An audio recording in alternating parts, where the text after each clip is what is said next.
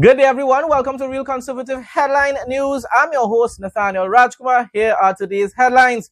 Internal turmoil escalates within the PNM as San Fernando East MP Brian Manning faces backlash and protest resignations over executive disputes. Remember when the PNM used to boast about, oh, we are unified? Well, the mighty Buffett Ghanaian Coalpot bicycle, no harm, no macaroni pie PNM, falling apart. Look back at all. Patients across Trinidad speak out as critical drug shortages force many to seek expensive private care. The Southerners don't be still under the PNM, you know. Kamala, what going on? What really going on, ma'am? Region 8 in Guyana marks a massive step in healthcare development with the unveiling of the new $140.8 million simulation center. And President Donald Trump targets Canadian imports with a major tariff hike scheduled for 2027. Now, Canada, under this radical leftist government, most likely deserves it. But I hope it doesn't end up backfiring on Americans. That's all I'm hoping for. Details, of course, in the news up next. Internal conflicts within the PNM San Fernando East constituency escalated after the local executive issued a statement on August 20th directly criticizing Member of Parliament Brian Manning. Now, you know, most of the times when a party starts to go against a person, like in the PNM especially, because that person is standing up for something right. So most likely, Brian Manning is doing the right thing. I'm just saying, I feel so. The release came despite explicit directives from party leadership and PNM chairman Marvin Gonzalez, Marvelous Macaroni Pie Marvin, you know. Urging executives against public infighting. Judd. Manning had previously raised concerns to the party's national executive regarding the multiple administrative roles held by constituency chairman Patricia Alexis. But that sounds like a valid reason to raise concerns. What's going on with all your penny? What's going on? Which members feared compromise impartial decision-making, while also citing concerns over an unannounced vacancy allegedly filed by an associate of Alexis. So this is why they're accusing him of conspiring with the UNC, because the man raising a genuine concern. Wow, boy. That ain't gonna betrayal your own party, boy. Clarifying the dispute, Manning stated that the tension was not a personal grievance between him and Alexis, but rather a reflection of broader dissatisfaction among constituency members calling for executive accountability. The man trying at least to do something right under the PNM party, but that's hard to do. Manning, your father party, of course, but you really can't expect any better under the mighty Muffin Ghanaian Coalpot Bicycle PNM. You just can't. He confirmed that a recent motion of no confidence brought against him by elements of the local executive was swiftly rejected without a vote due to overwhelming opposition. Furthermore, Manning revealed that the executive's critical statement was published without the knowledge or approval of several committee members, triggering a wave of protest resignations. He added that internal avenues to resolve the issues had yielded little progress and noted a lack of direct communication from opposition leader Penelope Beckers, a waste of time leader. That woman can't lead anything. It's not about women. They're wonderful, great female leaders. But Penny ain't one of them. It's very unlikely she will still be the leader of that party in 2030. In its official response, the San Fernando East executive defended its publication, stating that while it typically avoids public disputes, Manning's public naming of an officer necessitated a firm reply. Alrighty then.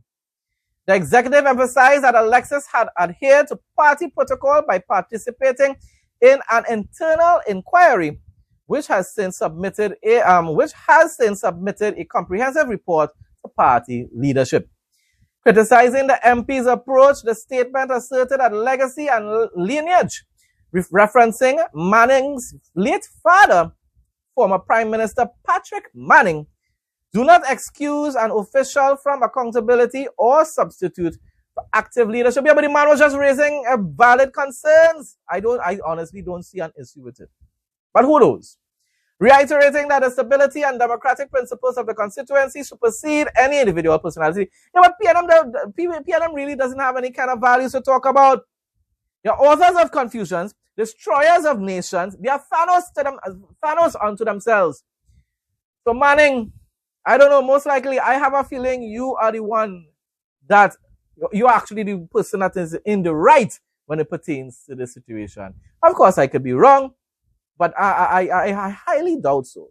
Once the PNM turns against someone, most of the times it's because they are actually doing the right thing or raising a valid concern. Public health sector patients are calling on Health Minister Dr. Lakram Bodo to address widespread prescription drug shortages. You all remember when it had that problem under the mighty Morphing Ghanaian PNM? And UNC used to be rightfully criticizing them for that. So what's going on now? Why are we still having these shortages? Which have left outpatients struggling to access vital medications for serious conditions, including cancer, you know, boy. You know, you're missing a treatment for something serious like that. Heart disease and diabetes. Patients visiting major public health facilities such as the St. James Medical Complex, Eric Williams Medical Sciences Complex. People, I afraid that place bad, you know. The amount of times you always say, you know what, that. At that Eric Williams Mount Hope Hospital, Eric Williams Medical Science Complex. Arima Hospital and regional dispensaries report being turned away without critical treatments, including the breast cancer medication Faslodex, and the diabetes drug Jardiance. Wow, the scarcity within both the Chronic Disease Assistance Program CDAP and the hospital dispensaries has forced patients to travel extensively between facilities or pay steep out-of-pocket costs because those things are expensive at private pharmacies where both generic and brand name alternatives are also in limited supply. Even in the pharmacies. Wow.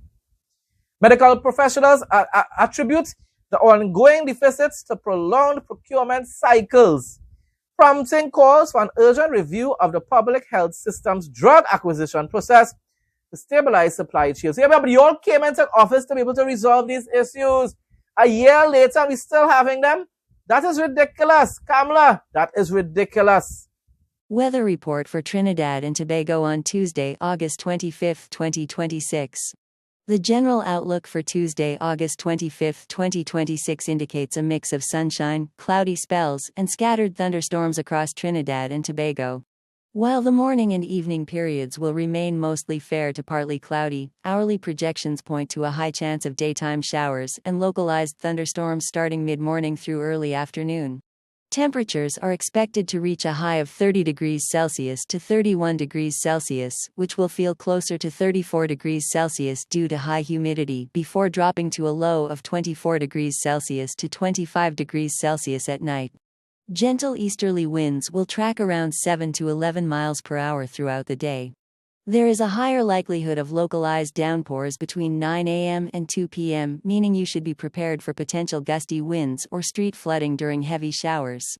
Conditions are expected to clear up nicely by late afternoon, leading to a generally fair and settled night. Seas will remain slight to moderate with waves peaking around 1.0 to 1.5 meters in open waters and below 1.0 meter in sheltered areas. For mariners and beachgoers in Port of Spain, the first high tide will occur at 1:30 a.m. followed by a low tide at 8:44 a.m. The second high tide of the day will arrive at 3:04 p.m. before falling to the final low tide at 8:44 p.m. Sunrise is scheduled for 5:56 a.m. and sunset will be at 6:19 p.m.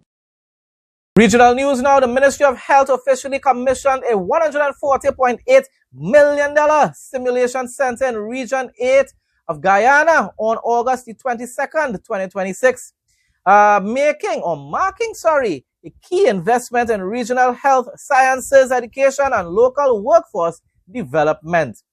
Unveiled by Health Minister Dr. Frank Anthony alongside other government officials, the facility provides nursing students and healthcare personnel with hands-on practical clinical training in a controlled environment to prepare them for real-world patient care.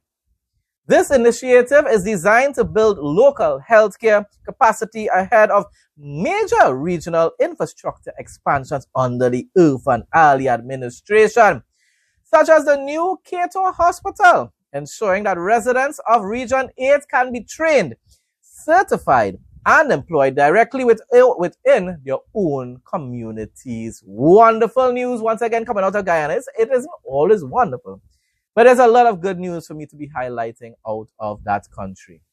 International news now. U.S. President Donald Trump announced on Monday that the USA will increase tariffs on Canadian vehicles, auto parts, and steel to 50% beginning January 1st, 2027.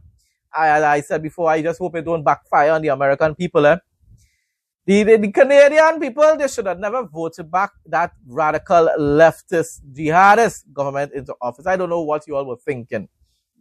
In a post on Truth Social, following the recent breakdown of bilateral trade negotiations, Trump defended the tax hike by accusing Canada of enforcing unfair tariffs on American agricultural products and driving up the trade deficit between the two nations. Whether that is really true, that they're being very bold-faced, and therefore he has a right to do what he's doing. He emphasized that companies can avoid these costs by shifting manufacturing to American soil, where tariffs will remain at zero, while signaling a harsher stance on trade relations with Ottawa. As I said before, let's just hope this does not backfire on the American people. Let's just hope so. The Israeli Defense Force says it struck a Hamas Nukba platoon commander who infiltrated Israeli territory during the October 7th massacre. World chanted, do it again and again and again, and then claim they care about genocide. They don't care for Hamas. Murders Israelis by the thousands, you know. Those are freedom fighters. But when Israel retaliates and defends their own people, it's called genocide. Demonic things are being pushed in this world in these end times. Evil is being considered good and good is being considered evil. The commander was targeted Sunday in the Khan Yunis area of southern Gaza. According to the IDF, he also advanced attacks against Israeli troops operating in Gaza throughout the war. The IDF says its forces remain deployed in the area in accordance with the ceasefire agreement and will continue acting against immediate threats. So they didn't cross any line or anything like that. The radical jihadists just don't ever give up. That's just who they are. They were indoctrinated since very young to believe that it is their mission in life to totally destroy Israel. And plenty of my friends here in Trinidad and Tobago just simply don't understand that. Israel is fighting to protect their own people. Israel is fighting for their own existence. They don't mind living with the Palestinians in a two-state, you know. They don't mind being neighbors with the Palestinian people, you know. The problem is the Palestinian people will never agree to a Jewish state. It ain't gonna ever happen, people. Love your enemies. Pray for those who persecute you, so you may be children of your Father. He gives sun and rain to all. Folks, that brings us to the end of today's headline news. Thanks again to everyone who continues to support my content. Please like, comment, share, and subscribe. Stay blessed and stay safe, most of all, in Jesus' name.